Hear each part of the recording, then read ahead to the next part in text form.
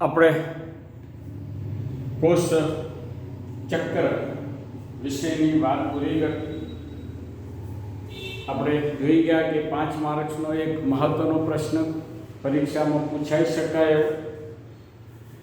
એટલે આપણા પાઠનું ટાઇટલ એક કોષ ચક્રની વાત પૂરી.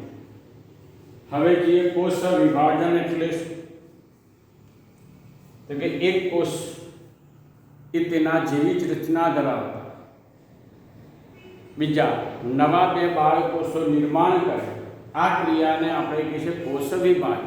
અથવા તો એક કોષમાંથી તેના જેવી રચના ધરાવતા અસંખ્ય નવા કોષોના નિર્માણની ક્રિયાને આપણે કહીએ કોષ વિભાજન. કોષ વિભાજનની ક્રિયા શા માટે થવી જોઈએ? અથવા એમ પૂછે કારણ આપો, સજીવોમાં કોષ વિભાજનની ક્રિયા થવી જરૂરી છે. કેમ? તો કે આપણે જાણીએ છીએ કે સજીવોના જીવનની શરૂઆત એક કોષીય ફલિતાંડથી થાય છે. આ એક કોષીય ફલિતાંડમાંથી એક નવો બાળ સજીવ નિર્માણ થાય. એક નવો બાળ સજીવ નિર્માણ થાય તેટલા માટે કોષ વિભાજન થવું જોઈએ. આપણે જાણીએ છીએ કે સજીવોમાં જીવન દરમિયાન સતત ઘસારો થાય છે. આ ઘસારા સામે રક્ષણ મળે, સમારકામની ક્રિયા થાય. એક નાનકડા બીજમાંથી વડ જેવું મહાકાય વૃક્ષ તૈયાર થાય છે.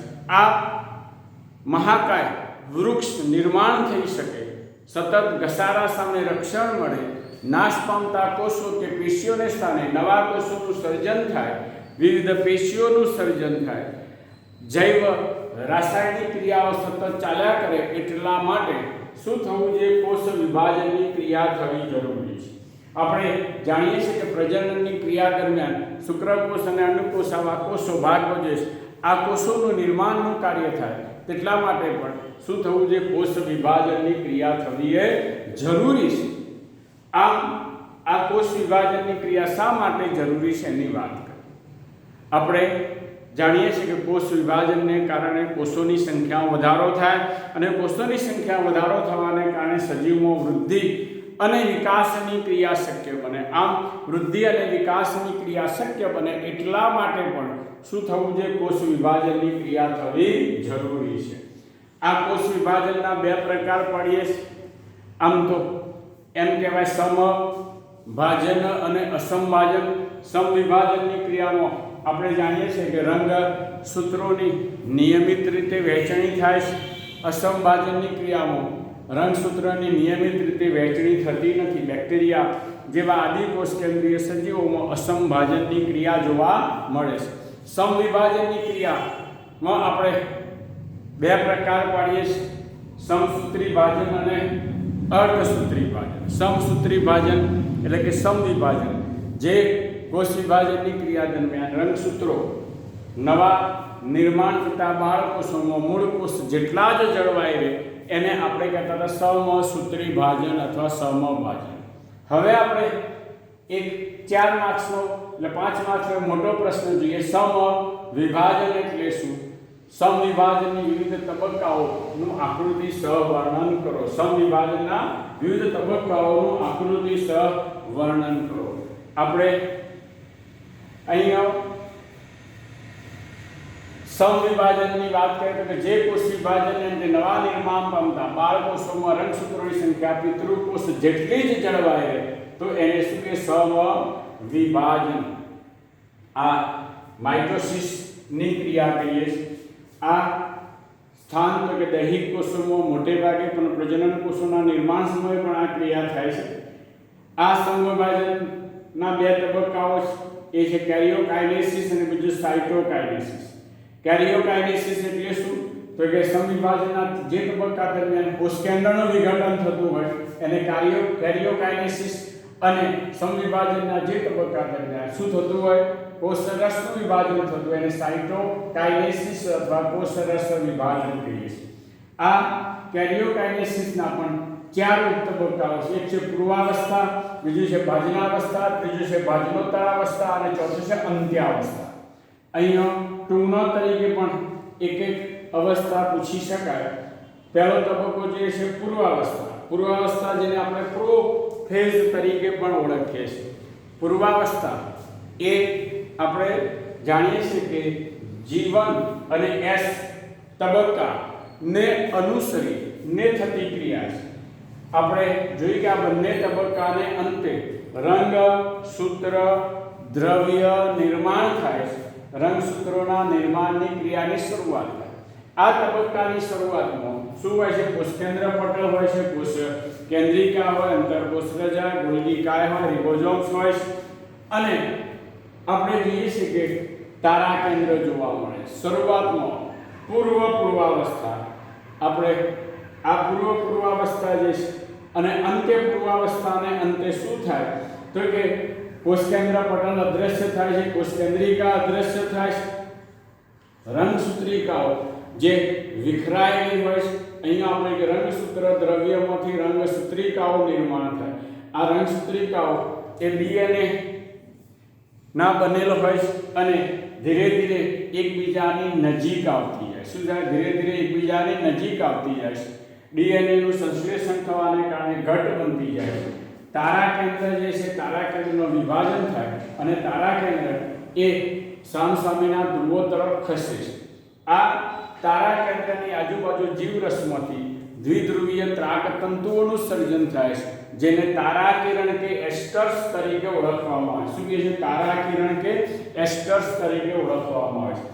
આ તબક્કાને અંતે શું થાય તો કે કોષકેન્દ્રિકા અદ્રશ્ય થાય છે.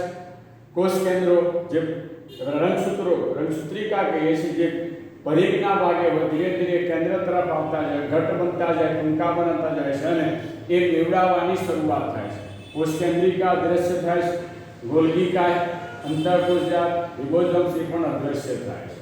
આ તબક્કો થયો પૂર્વાવસ્થા. હવે જે બાજના અવસ્થાને મધ્યાવસ્થા તરીકે પણ ઓળખવામાં આવે છે. આ ખૂબ મહત્વનો તબક્કો છે અને એમ કે છે સંવિભાજનમાં આ મુખ્ય તબક્કો છે, કારણ કે આ એક જ એવી અવસ્થા છે કે જે અવસ્થા દરમિયાન રંગસૂત્રો સ્પષ્ટ હોય, ટૂંકા હોય અને ઘટ હોય. જો રંગસૂત્રોનો આપણે અભ્યાસ કરવો હોય તો આપણે આ તબક્કા દરમિયાન જ કરી શકીએ. આ સિવાય કોઈ પણ તબક્કામાં રંગસૂત્રનો અભ્યાસ થઈ શકતો નથી, કારણ કે સાચા રંગસૂત્રો જોવા મળતા નથી, પણ એકલ રંગસૂત્રિકાઓ પછી જોવા મળે. અહીંયા શું થાય છે કે તારા કેન્દ્રો બંને સામસામેના ધ્રુવો તરફ ખસી જાય. ત્યાર પછી તેમાંથી દ્વિધ્રુવીય ત્રાકતંતુઓ નિર્માણ થાય છે.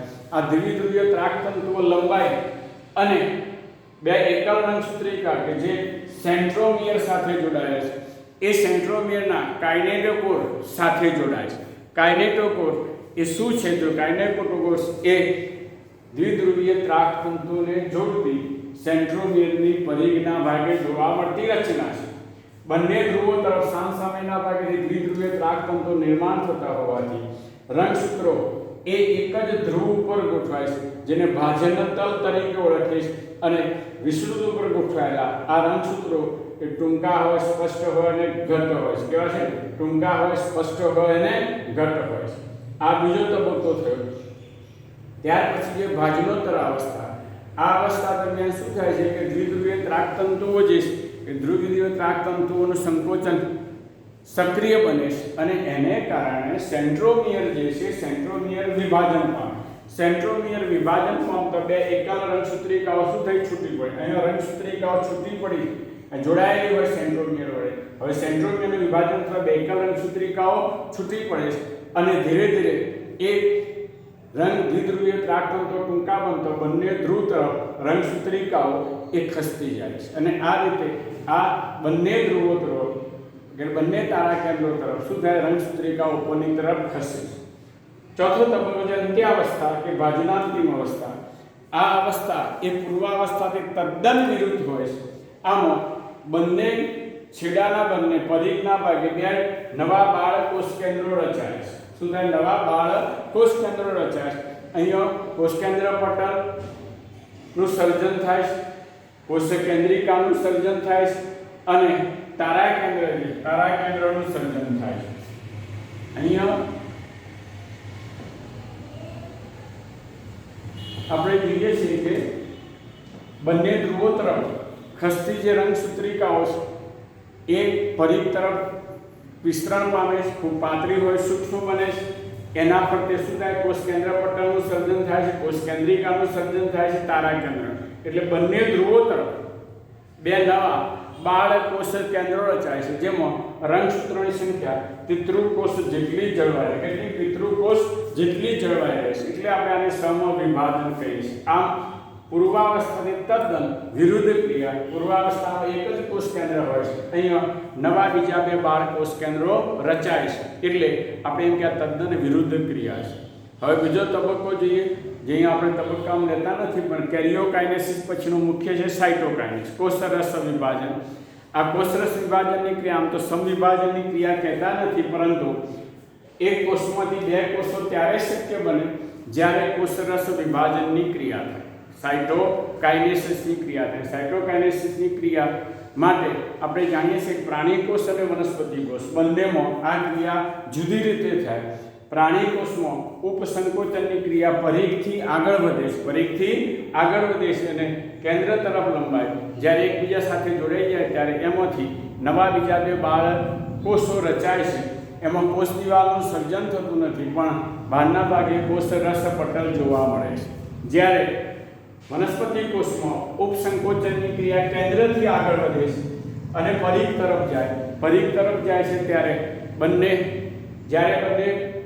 ઉપસંકોચન આગળ વધી જોડાય ત્યારે એમાંથી બહારને બાળકોષો બને છે અને બહારના અંદરના ભાગે જે રચાતી પટ્ટિકા છે શું કરે, કોષના ફરતે કોષ દિવાલનું સર્જન કરે છે. આમ એકમાંથી બે નવા બાળકોષો છૂટા પડે છે. ક્યારે? જ્યારે કોષરસ સાઇટોકાઇનેસિસની ક્રિયા થાય ત્યારે. અસ્તુ.